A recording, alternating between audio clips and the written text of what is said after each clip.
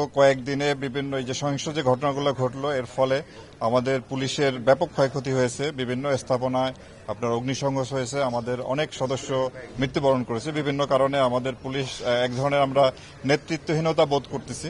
এই সময় এই পরিস্থিতিকে সামলে আমরা আমাদের বাংলাদেশ পুলিশকে যাতে আবার জনগণের কাছাকাছি নিয়ে যেতে পারি, তাদের যাতে যে দায়িত্ব সেই দায়িত্ব যাতে পালন করতে পারে, সেজন্য আমরা এদেরকে সবাইকে সংগঠিত করার চেষ্টা করতেছি।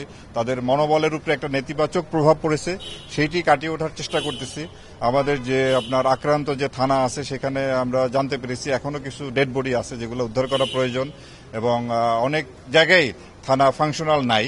তো এইগুলাকে আমরা খুব দ্রুততম সময় আমরা যাতে পুলিশের স্বাভাবিক কাজকর্মে ফিরে আসতে পারি, এই জন্য আমরা এই মুহূর্তে এখানে দেখতে পাচ্ছেন যে আমরা পুলিশের সার্ভিং অফিসার উপস্থিত হয়েছি নিজেদের বিবেকের তাড়না, এবং এই কাজটি যাতে আমরা খুব দ্রুত সম্পন্ন করতে পারি সেজন্য আমি আমাদের বাংলাদেশ পুলিশের সকল সদস্যকে আহ্বান জানাবো যে আপনারা অতি দ্রুত স্বাভাবিক পর্যায়ে ফিরে আসেন, স্বাভাবিক কাজকর্মে ফিরে আসেন, এবং আমরা যাতে জনগণকে যে সেবা দেওয়ার জন্য যে আমরা যে কমিটেড সেই সেবা যেন দিতে পারি।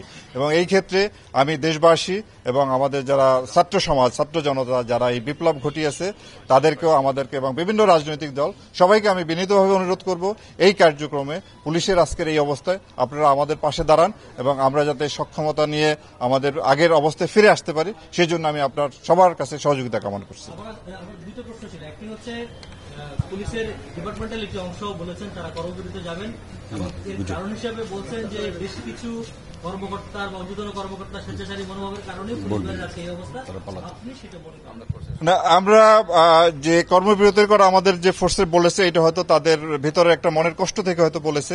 তা আমরা আশা করি বাংলাদেশ পুলিশ সদস্য আমরা যে দায়িত্বটা আছে এটা আমরা পালন করতে সক্ষম হব, এবং তাদের এই কর্মবিরতির যে ঘোষণা এটা নিশ্চয়ই এটা সমাধান করতে আমরা সক্ষম হব। আর আমরা সবার সাথে যোগাযোগ করতেছি, কথা বলতেছি, এবং যে আপনারা যে বললেন যে নেতিবাচক কিছু কার্যক্রমে, সেটা আপনারাই ভালো বলতে পারেন, আপনারাই ভালো জানেন যে আপনারাই জানেন এই বিষয়টি। সাধারণ জনমনে কিন্তু একটি প্রশ্ন রয়েছে যে এতদিন পুলিশ কেন সাধারণ মানুষের কথা শুনেনি, কেন এরকম সহিংসতার রূপ নিয়েছে, এইসব বিষয়ে আসলে আপনার ব্যাখ্যা বা আপনার মূল্যায়নটা আমরা জানতে চাই।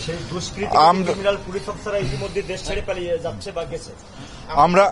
আমরা চাই আমাদের পুলিশের যে আইন কানুন বিধি নিয়মকানুন আছে তার মধ্য থেকে খুব দ্রুতই স্বাভাবিক কাজকর্মে ফিরে আসা এবং মানুষকে সেবা দেওয়া। আপনারা জানেন যে পুলিশের অনুপস্থিতি কতটা ব্যাপকভাবে জনজীবনের প্রভাব ফেলে, সেটা থেকে আমরা জনগণকে দ্রুত পুলিশি সেবা দেওয়ার জন্য খুব দ্রুতই আমরা যাতে স্বাভাবিক কাজকর্মে ফিরে আসতে পারি সেই জন্যই আমরা উদ্যোগী হয়ে এই কাজটা করতেছি। যাদের উপর সংক্ষুব্ধ তারা অনেকেই গোপনে আছেন বা পালিয়ে গেছেন, তাদের বিরুদ্ধে আইনগত কোনো ব্যবস্থা নেবেন কিনা, বিশেষ করে সাবেক যারা রয়েছেন?